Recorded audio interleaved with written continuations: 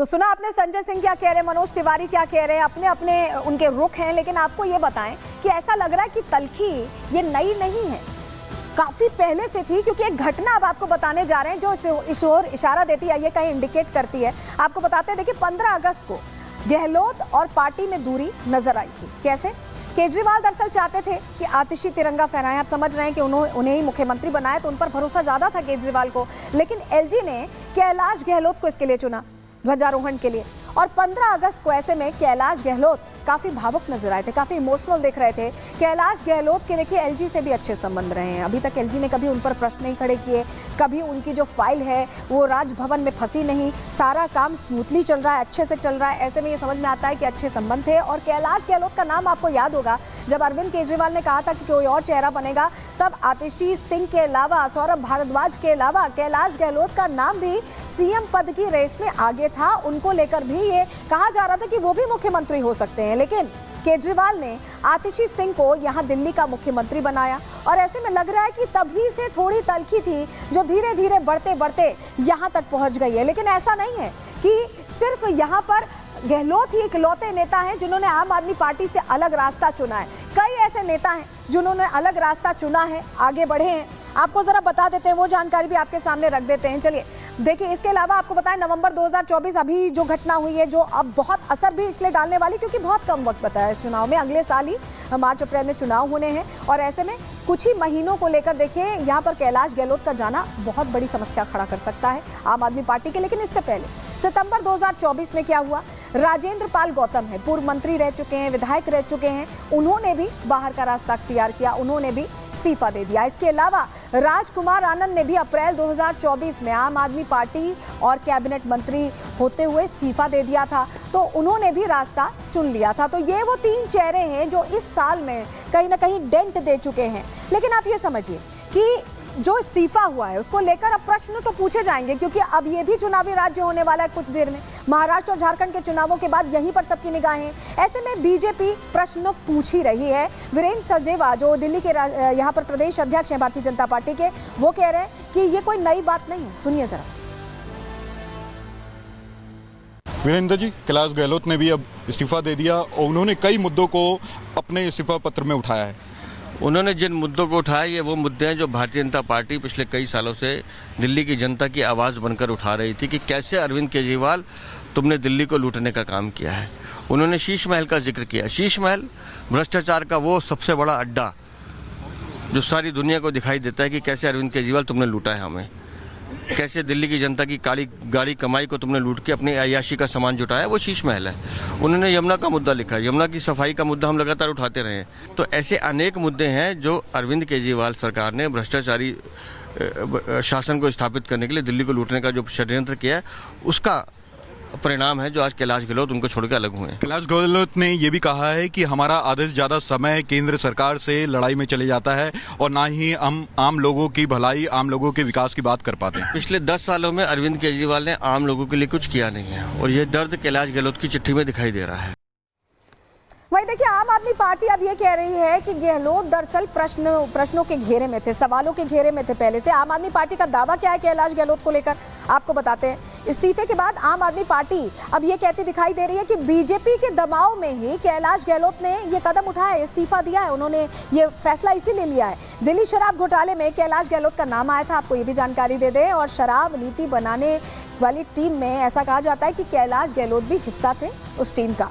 और सीबीआई और ईडी कई बार, आपको बताएं, कैलाश गहलोत के घर पर जाकर पूछताछ कर चुकी है, एक बार दफ्तर बुलाकर पूछताछ कर चुकी है। और इनकम टैक्स डिपार्टमेंट की भी रडार पर थे कैलाश गहलोत। ये आम आदमी पार्टी कह रही है कि इन तमाम जांच के दायरे से बचना चाहते थे कैलाश गहलोत, और इसीलिए उन्होंने ये फैसला लिया कि उन्हें अलग रास्ता लेना है और अलग रास्ता उन्होंने अख्तियार किया। लेकिन समझिए, ये जो फैसला उनकी तरफ से लिया गया है, इसका किस तरह का असर होने वाला है, क्योंकि लेटर बम जो फोड़ा गया, आप देखिए लेटर बम जो फोड़ा गया उसकी वजह से क्या हुआ, जो भूले हुए मुद्दे थे, अब जनता भूल चुकी थी, शीश महल भूल चुकी थी, यमुना को लेकर जो समस्या थी अभी कुछ दिन पहले आई थी, लेकिन जो भारत की जनता बहुत फॉरगिविंग है, माफ कर देती है, आगे बढ़ जाती है, समय बीतता, चुनावों तक क्या पता जनता मुद्दा भूल जाती। लेकिन कैलाश गहलोत ने ये जो बस निकली हुई है चुनावों से पहले पहुंचने के लिए, 25 की वैतरणी पार करने के लिए, उससे डिपोर्ट होने का फैसला लिया, उतर गए उस बस से और अब कुछ ही नेता रह गए। कैसा असर आएगा, रिपोर्ट के जरिए आपको बताते हैं।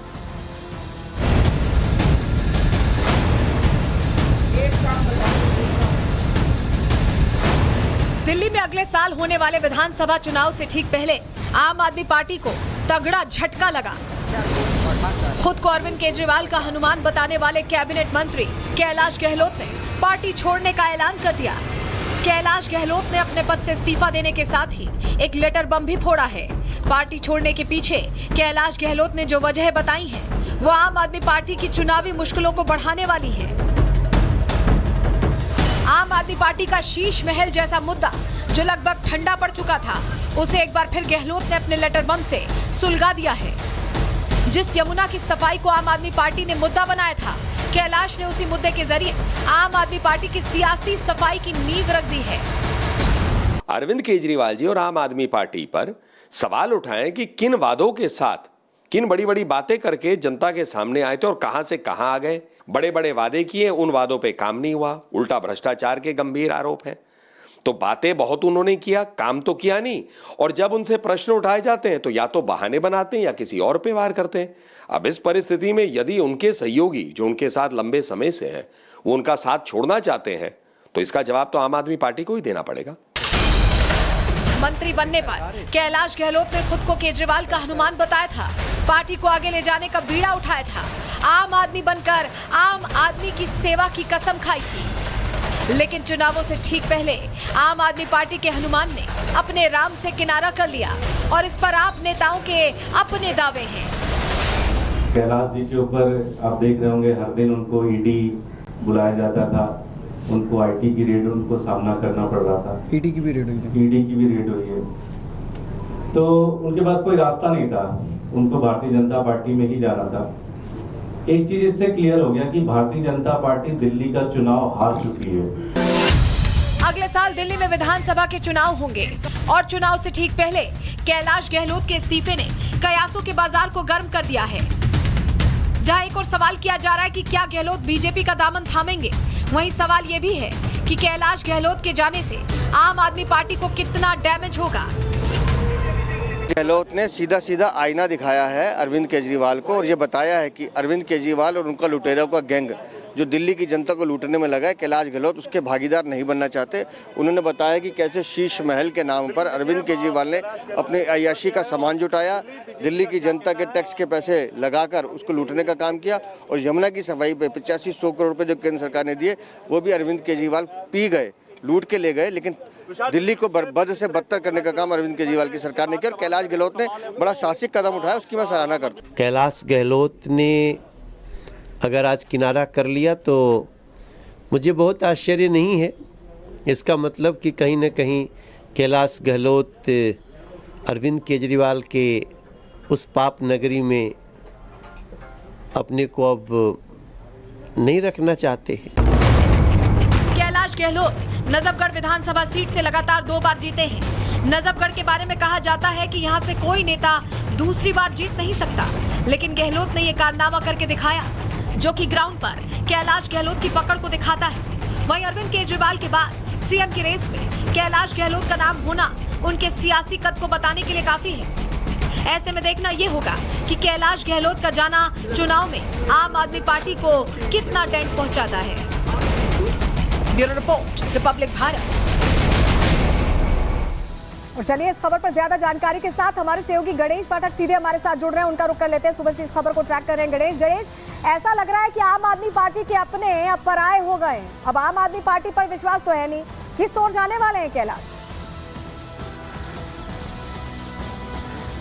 देखिए, जाने वाले किशोर हैं वो तो आने वाला वक्त बता देगा कि कैलाश किशोर जाते हैं या किसकी गाड़ी वो पकड़ते हैं, क्योंकि वो परिवहन मंत्री थे दिल्ली सरकार के अंदर। ये देखने वाली वक्त होगी। जिस तरीके से आम आदमी पार्टी के नेताओं का दावा है, उनका कहना है कि कैलाश गहलोत अब बीजेपी की ओर जाएंगे, क्योंकि जिस तरीके से केंद्रीय जांच एजेंसी आम आदमी पार्टी के तमाम नेताओं को परेशान कर रही है, कैलाश गहलोत को भी कई बार जांच के लिए बुलाया गया, वो भी परेशान थे। तो इशारा एक तरीके से अब उनके पास बचा क्या रास्ता है, वो बीजेपी में चले जाएंगे, फिर उसके बाद वो सुरक्षित महसूस करेंगे। तो आम आदमी पार्टी के नेताओं का इस तरीके से कहना था। अब देखिए, जिस तरीके से दिल्ली में विधानसभा चुनाव है, मैच 2 से ढाई महीने का समय दिल्ली विधानसभा चुनाव के अंदर शेष बचा है। तो दिल्ली में जिस तरीके से मंत्री का जाना और चुनाव के पहुंचने से पहले इस तरीके से इस्तीफा होना, एक तरीके से बहुत नुकसान होगा। कि नुकसान किस तरीके से होगा ये देखने वाली बात होगी, क्योंकि कैलाश गहलोत जिस तरीके से देखा जाए 2 बार के विधायक थे और जाट नेता माने जाते हैं उस इलाके में, उसकी उनकी पकड़ मजबूत मानी जाती है। लेकिन उनके जाने से आम आदमी पार्टी को किस तरीके से नुकसान होगा या आम आदमी पार्टी को नुकसान